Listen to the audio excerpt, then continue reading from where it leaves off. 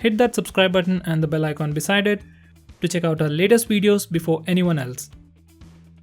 Hi there guys, I'm Nikhil from Griddy Tech and this is a comparison between Moto G5s Plus and the Mi A1. This time around, there isn't a huge difference between both the phones. They are almost similar with just few differences. Mi A1 is sold at 15,000 rupees on Flipkart, mi.com, Mi Home and some offline stores in 3 colors, black, gold and rose gold. I'll suggest you the black color. Moto G5s Plus is sold at 16,000 rupees on Amazon and Moto's offline stores in 2 colors, lunar grey and blush gold. I'll suggest you the lunar grey color. Now with that said, let's start with the similarities and then see where each phone excels. Both the phones have a complete unibody metal design with plastic antenna bands. Because of the variation in color, these bands are noticeable on Moto and are well concealed on Mi A1. Both the phones come with a 2.5D curved Corning Gorilla Glass 3 on the front for added protection. On both the phones, buttons are made of metal and have a good tactile feel to them. Both the phones have the same physical footprint, with Mi A1 being slightly taller. Because of the bigger screen and huge borders, none of them are good for single-handed usage. Both the phones support dual SIM with VoLTE. Jio works without any issues. SIM slots on both the phones house a nano SIM slot and a hybrid SIM slot. So you can either use 2 nano SIMs or a nano SIM and an SD card. Call quality and signal reception are good on both the phones, but you can only make video calls using Mi A1.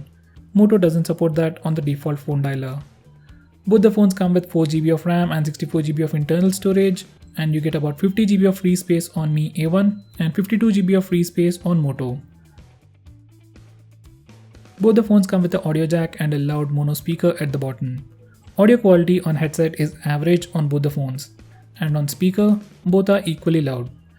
Because of the dedicated amplifier, Mi A1 sounds little more louder on headset, and in my opinion, speaker quality was slightly better on Moto. I'll say it's pretty much a tie in the audio department. Now those were the similarities. Now let's look at the differences. Both the phones are very well built, but they differ in the design language.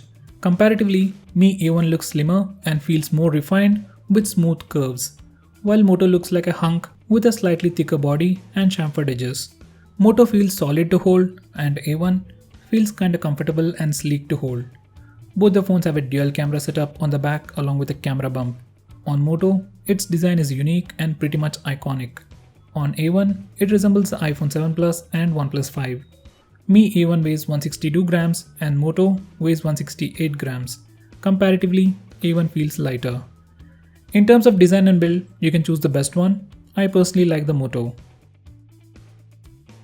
Both the phones have all the basic sensors like ambient proximity accelerometer. They even have gyroscope, LED notification light and a fingerprint scanner. On Moto, we can't use the LED light unless you root the phone. And in addition to that, we have FM radio and NFC, but it is missing compass.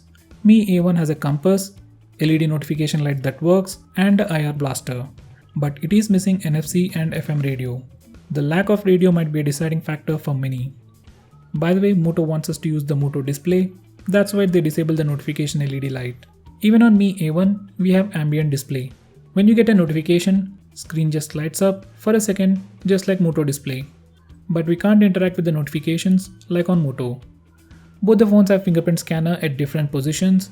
On Moto, it's on the front, it's fast and accurate. Once you enable one key navigation, you can use some gestures like you can swipe left to go back, swipe right for recent apps, touch to go home, and touch and hold to lock the phone. On Mi A1, fingerprint scanner is on the back, it's accurate, but it is slightly slow. It takes more than a second to unlock the phone.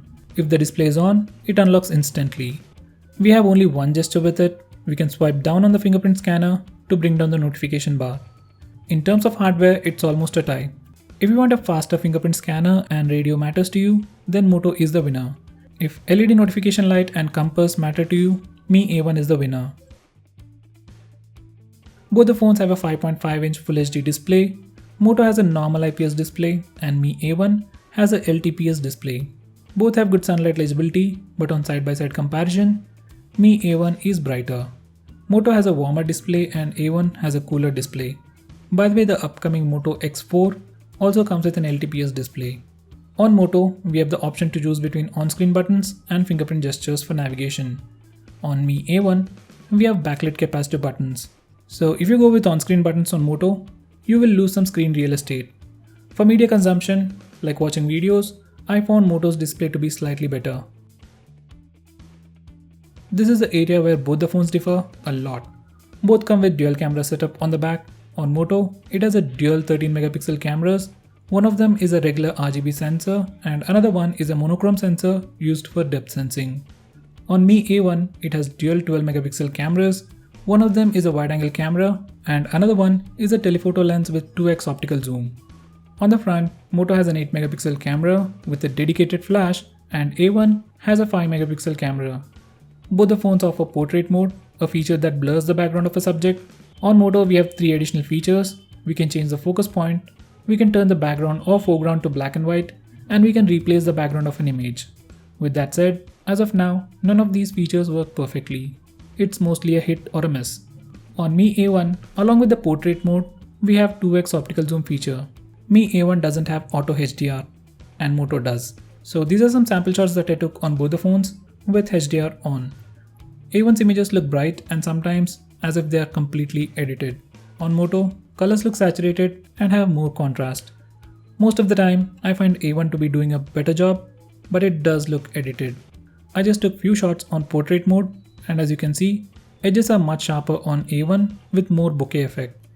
In this mode, preview screen on Moto is completely messed up. These are some images with 2x zoom. As it's an optical zoom, on A1 we don't lose any details. Now for the primary camera, in well-lit conditions, Mi A1 still performs better. It has better dynamic range, you get better bokeh effect in macro shots, and it has very fast capturing speeds. Both the phones saturate the colors, but A1 still produces brighter images. On Moto, colors look oversaturated and sometimes very warm. It completely changes how the image looks. In low light, A1 produces brighter images with less noise, and on Moto, images are comparatively dark and have lot of noise. For selfies, Moto has the advantage of wide-angle lens and a dedicated flash. On A1, colors and skin tone look more natural. On Moto, it makes you look slightly pink. Even for selfies, A1 has better dynamic range. In low light, selfies turn out to be brighter and sharper on Moto thanks to the dedicated flash. Considering that, for selfies, Moto is better. Now coming to video recording, both the phones can shoot video in 4K.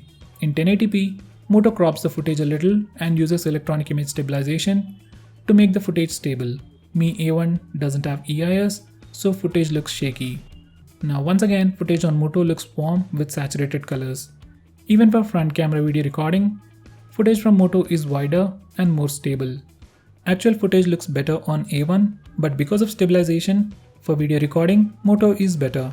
So guys, to conclude, rear camera is better on A1, and for selfies and video recording, Moto is better. Both the phones come with the same Snapdragon 625 processor with Adreno 506 GPU and 4GB of RAM. So they offer the same level of performance. These are the benchmark scores.